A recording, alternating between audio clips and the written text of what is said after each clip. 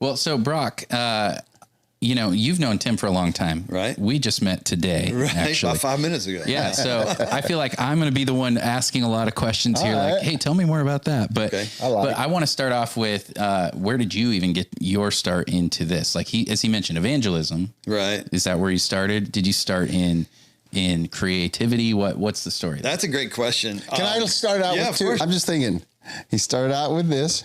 What's this look like? Ooh, oh. Okay. And then he's this. Okay. So does that paraphrase a few things? That means yes. Yeah. That communicated to me, probably only me, but that communicated to me really clearly. Really, If you're listening to this, you have no idea what just happened. And then Tim's making hand gestures. Yeah, he's doing jump rope. Yeah. Right now. Yeah. He's standing on his head. Interpretive dance. Yeah, I mean, for me, when I became a believer, a follower of Christ, I was a teenager, and I immediately started looking for like creative ways to share my like new faith with people, and so I was just always like asking God to forgive me an opportunity that would be unique or interesting or just something creative. Awesome. When I was 22 years old, I began to hear God speak to me after just begging and praying all the time, like with earplugs in.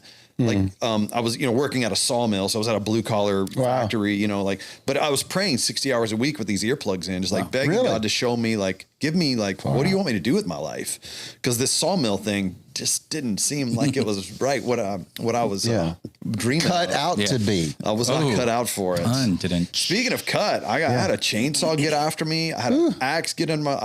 Went to the doctor. I don't know how many times. Stapled up, stitched up, everything else. The retirement plan at the sawmill is just to die, probably. Yeah, exactly. Their retirement plan is we know you're not going to retire. Yeah. You won't make it. Cool.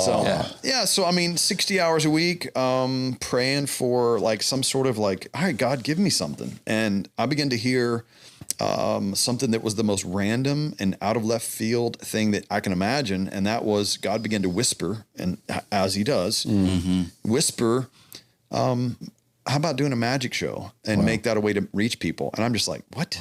Was it really a what? I'd never done a magic trick before. So Okay. yes. That was a It doesn't make genuine any what. sense, right? it. And so I bought a book and I started studying a little bit, and I was like, how can you, like, I don't know. I can't do this stuff. Right. But he just continued to work in me, and it was like late at night. It was waking me up, and I was just like, man, I can't stop thinking about this. I think I'm supposed to do a magic show, like learn sleight of hand and go do that to reach people. And I was happy about the idea of like, it's a creative way. It's interesting. It's innovative. Like that was very cool, but like, how in the world am I actually going to do it? So long story short, I ended up actually quitting. be an illusionist to go do it. Yeah. So I quit my job, did a fast. You still fast. Not every day. Well, thank God. I mean, but that's cool. Well, I didn't know fasting started that early for you. Yeah. So I started with a 21-day fast because I was desperate. I was like, I have to hear God. Is this really God, or is this just me like being weird? Right. So 21's not playing. I really pushed into God. Like, I need to hear your voice. And so he gave me some very, some specifics and kind of vision. And I was like, okay, let's do this. And as soon as like my job was done, I started getting phone calls from people. Hey, we heard you were doing a magic show. Will you come and do it at our church or our group? I was like, they don't know this. I haven't done a show yet, but I was starting to talk about it. So I'll go. And I'm like, I did not, it was like fake it till you make it kind of thing. Like I literally didn't know anything, but I booked shows, and I go and like the week before I'm like stressing out. Like, what am I going to do? How can I fill 60 minutes on stage? I know 3 tricks and they're terrible. What am I going to do? Wow. And so I'm practicing. And I'm also like, at this point, I was going back to finish my college. I had a couple of years left. So I was trying to go to school and learn at the same time. And anyway, I'm like, all right, we're going. So we were living in Texas, Marshall, just east of Dallas. I picked up my roommate. I was like, we're going to go to South Louisiana and do a show. And on the way to the first show, I'm going down the road, and there's a juggler on the side of the road hitchhiking. God. And I'm like, pick him up. Teaches you how to juggle on the way to the show. No, but he became my opener.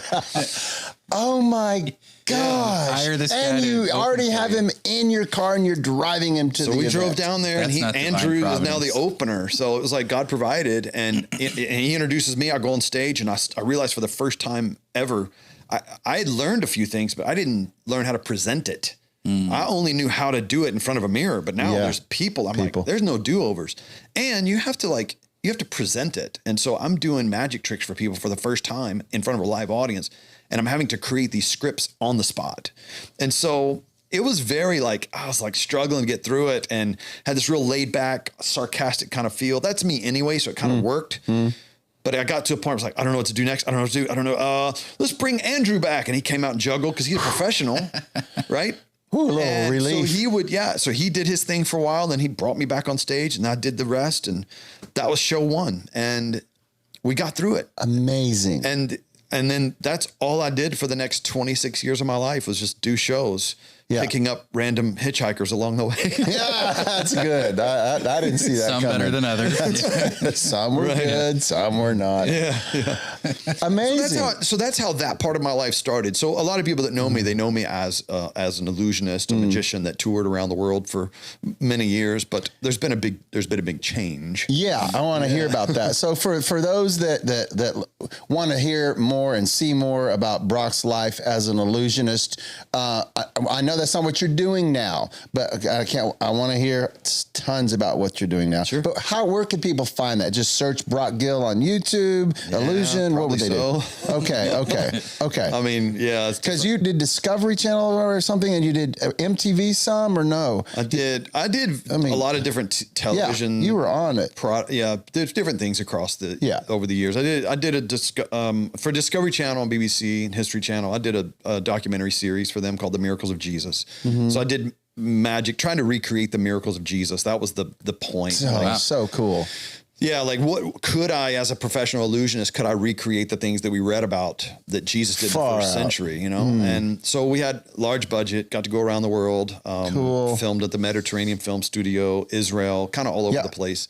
And so that was kind of a big TV break for me. That's kind of where I got my first big TV moment. When you talk about real, the big props and stuff, I mean, I've seen you in the water, right? Chained up. I've seen you stand on 20-foot stilts and shooting a bow at somebody blindfolded. And, I mean, this is, he made it sound like he just traveled around a little bit. He was joking about just picking up an occasional ventriloquist or juggler to help him out. But it turned into a thing. And I just love that you did evangelism so creatively and you did it with such excellence, man. Well, thank you. Yeah, dude. Thank you. For real. The show it got pretty big. We had a big semi truck that we were traveling around in, and it was wow. It was wild. So, and we got to go all over the world. Honestly, that was one of the greatest times of my life. It was really amazing. Wow.